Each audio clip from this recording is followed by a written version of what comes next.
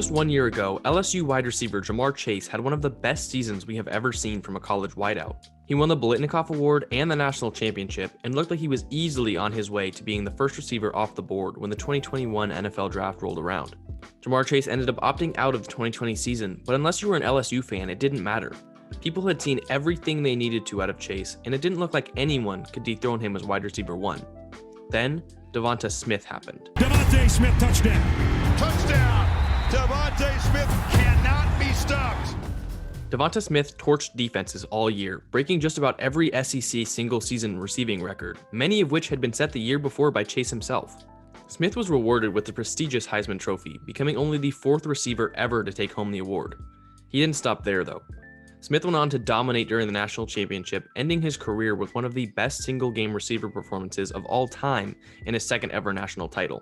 Now that the 2020 college football season is over, it is time to fully look towards the NFL draft, and because these two wideouts have each accomplished so many unbelievable feats, it seems impossible to answer the question, who is better?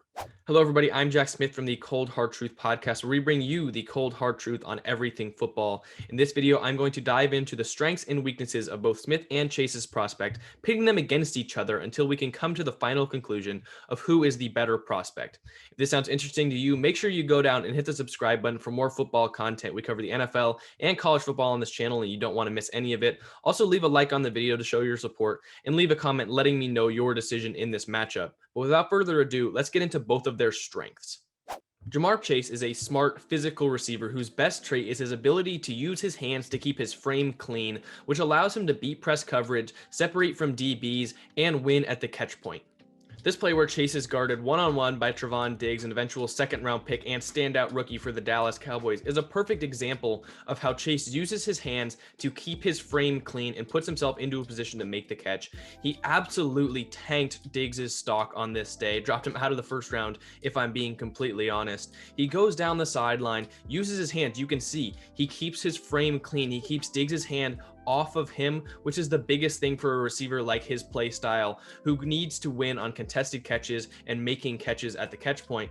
And so he keeps his frame clean, and then he uses his hands to get in front of Diggs, goes up, gets the ball, and gets into the end zone for a touchdown. An absolutely dominant play from a dominant receiver. And this is why I believe his best trait is his use of his hands. He uses it to beat press coverage, beat man coverage, and win at the catch point like he does here against Diggs. Another strength of Chase is his ability to beat some of the best corners in the game. Diggs wasn't the only big corner he beat that year. He beat J.C. Horn from South Carolina, who might be a first-round pick in this year's draft. He beat C.J. Henderson, who went 10th overall last year to the Jacksonville Jaguars, and he absolutely demolished A.J. Terrell in the national championship, exposed him, and was en route to one of the best receiver performances we've seen in a game. So it just shows you that he's able to beat some of the best competition, and sometimes that could take away from a receiver. If you don't see him beat enough good competition, you can start to raise some questions, but Chase has definitely beaten that level of competition, as we mentioned with all those other corners.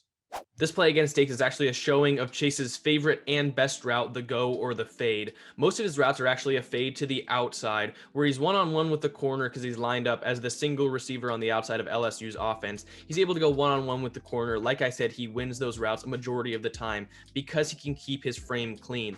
And this is actually where his comp kind of gets in for me. I actually comped him to Odell Beckham Jr., a former LSU receiver who's played for the Giants and now the Cleveland Browns, because OBJ is famous for this same route. Obviously, everyone knows OBJ for the catch he made one-handed, but he's actually very good at these outside release fades where he's able to win one-on-one against defenders. So that's where the comp comes in for me. I actually believe that JaMarr Chase looks a lot like former LSU receiver Odell Beckham Jr. because of this route, because of his hands in general, and because of their overall comparison. Like OBJ, Chase is tremendous at the catch point and comes down with a large amount of 50-50 balls. He has an uncanny ability to simply haul in passes, due in large part to his body control. He can contort his body into any shape necessary to make a catch, whether that's high pointing a pass in the end zone or going low for a shoestring catch for a first down. Obviously, wide receivers are called pass catchers, but sometimes that's one of the more underrated parts of their game, and that's what Chase is good at. He's just a good pass catcher. He goes and he makes catches, and sometimes, well, you might not have the flashy athleticism or big playability from some wide receivers. Sometimes in the NFL, all you need is a guy who can consistently catch passes, and that's what Chase is and more. JaMarr is also very knowledgeable about the subtleties of route running and coverages, just like his old teammate Justin Jefferson. Must be something in the water down in Baton Rouge, if you ask me. Jefferson, in his rookie year, was able to read coverages and change his routes due to what he saw, whether it was man or zone. And Chase does that too. He is able to read his opponent well if covered man-to-man, and he can use his hands and body to gain leverage throughout a play. And against zone, he's able to find the soft spots and tailor his routes to get open. Like Chase, Devonta Smith is a smart, capable receiver with great hands, but he's a different mold with a different play style than Chase is. As opposed to being a receiver who wins with his hands and who makes their money on 50-50 balls, Smith is a quick and explosive route runner who's best at running short and intermediate routes, and he is arguably the best hands in this draft class. Smith routinely gets open when running short to intermediate routes, especially over the middle of the field. From what I have seen, this is due to his ability to close ground quickly on a defensive back with his long strides and almost lull them to sleep before bursting into a cut. When he closes the ground on a defender quickly, they become afraid of him beating them deep because he can burst past them, but at just the right time, Smith cuts on a dime and can turn around his man, giving open space to maneuver the middle of the field. This play against South Carolina shows you a perfect example of what I'm talking about. Smith is lined up on the right side of the field and uses quick, long strides to close ground between his defender, making it look like he can go deep and beat them because, trust me, with his speed, he can. But immediately at the right perfect moment, Smith cuts to the middle of the field and is able to haul in the pass. And there are so many plays like this on film from Smith, where his quickness and ability to lull corners to sleep allow him to get open over the middle, and it's a big part of why he is such a consistent weapon for his QBs. Plays like these and others are the reason that I've comped Smith to New Orleans Saints wide receiver Michael Thomas. Michael Thomas is infamous for his filthy routes to the middle of the field and is the most reliable slant target in the NFL. I think there are a lot of parts of Smith's game that are directly comparable to Thomas, and while their frames might not perfectly align, so you might not want to comp him to Michael Thomas, I feel like he has the subtle ability to run routes over the middle of the field, beat teams on quick slants, get open, and routinely haul in passes, and for me, I think their play styles are very similar, which is why I went with that comp. One place where he actually separates himself though from Thomas is his ability after the catch. Devonta is a rack nightmare for teams because he is fast, quick, shifty, and has excellent vision that he got from being a punt returner. Over the seasons, Alabama manufactured as many catches for him a game as they could because he is so dangerous with the ball in his hands. There's no better example of this than in the college football playoff semifinal against Notre Dame, where Smith gets a screen bubble pass to him and he takes it all the way for a touchdown and really lights the game up for the Alabama Crimson Tide.